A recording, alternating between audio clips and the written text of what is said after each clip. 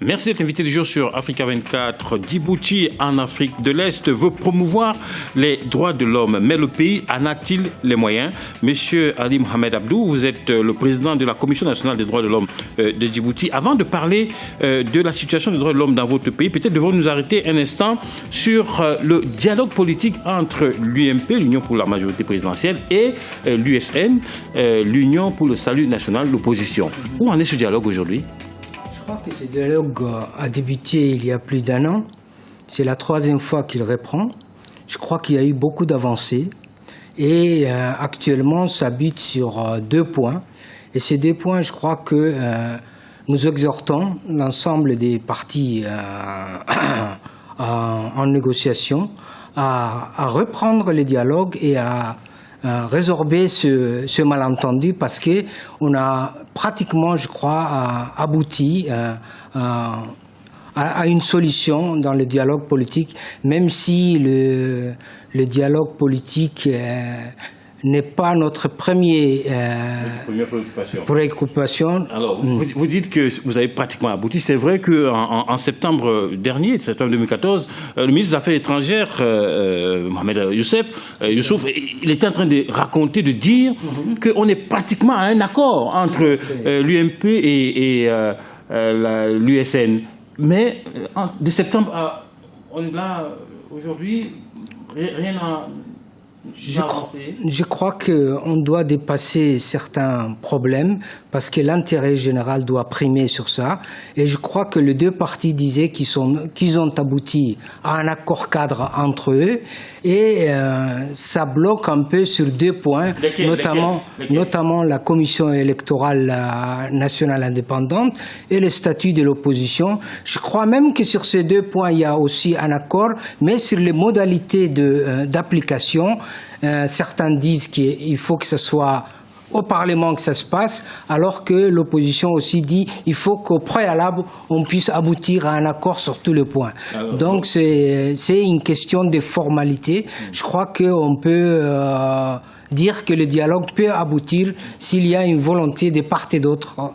Venons-en maintenant à la situation des droits de l'homme dans votre pays. La Commission nationale des droits de l'homme de Djibouti a été créée en 2008. C'était l'une des volontés fortes du président Ismaël Omar Guelleh de promouvoir les droits de l'homme dans ce pays d'Afrique de l'Est. Oui, où est-ce qu'on en est en matière de droits de l'homme dans votre pays? Quel bilan on peut faire de cette commission?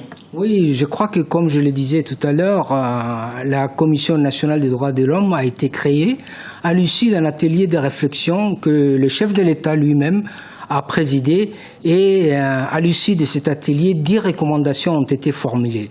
Parmi ces recommandations, il y avait la création de la commission électorale indépendante et la création d'un comité interministériel pour la rédaction et la soumission des rapports aux organes des traités et au Conseil des droits de l'homme.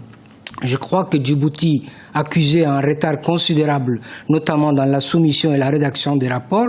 Ce retard a depuis été résorbé, et Djibouti, je crois, a fait également dans la revue périodique universelle. C'est la 2e revue de Djibouti, c'est passé avec succès également.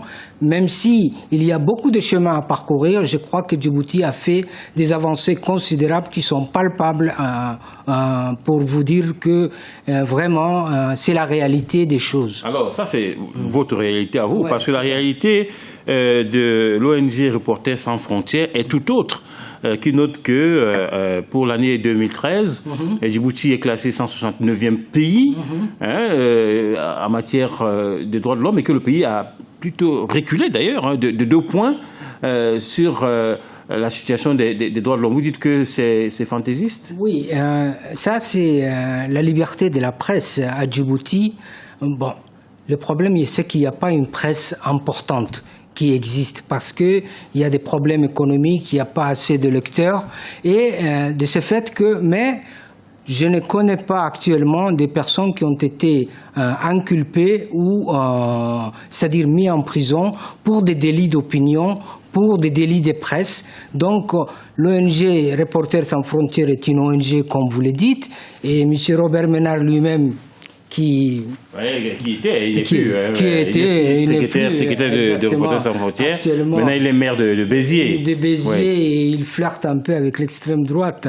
Je crois que il n'est pas mieux placé que nous pour savoir les avancées qui sont là. À Djibouti, tout un chacun peut s'exprimer.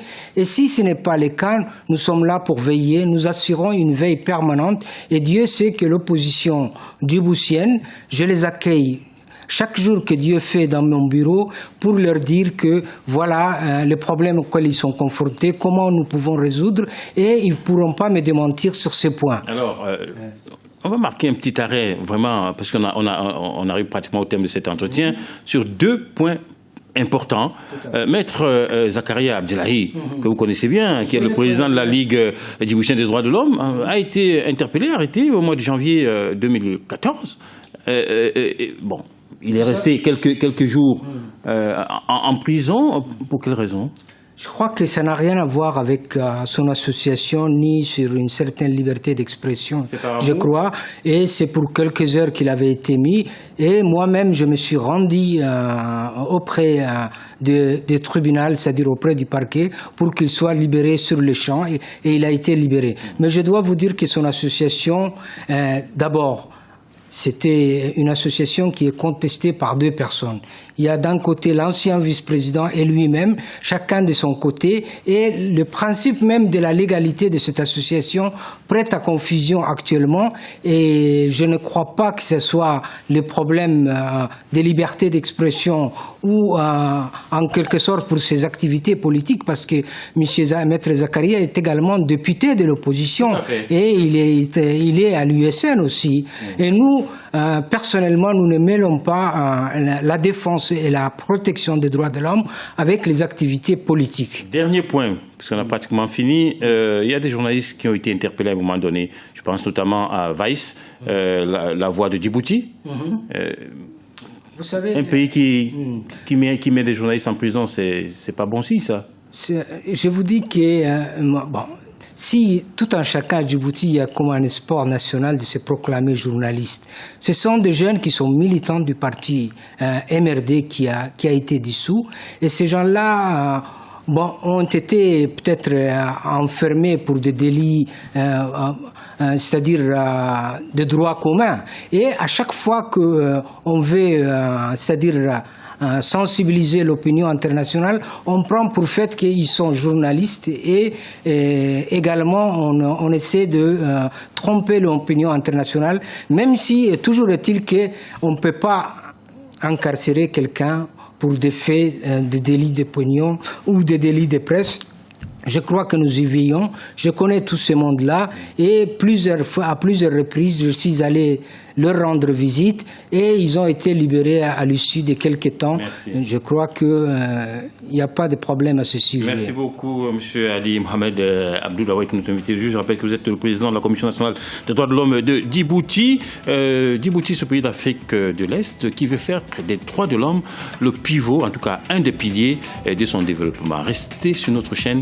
L'information continue sur Afrique 24.